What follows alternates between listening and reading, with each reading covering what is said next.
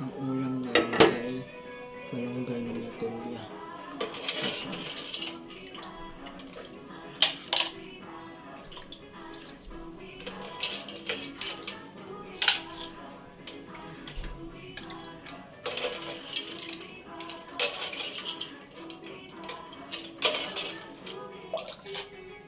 This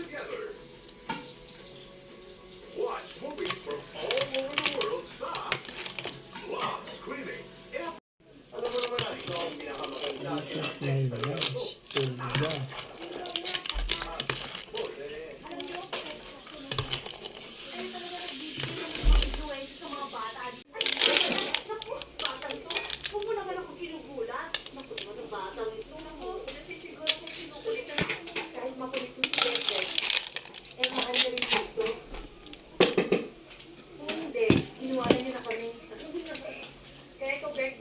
Huwag mo nang pulitin ulit si Lola, ha?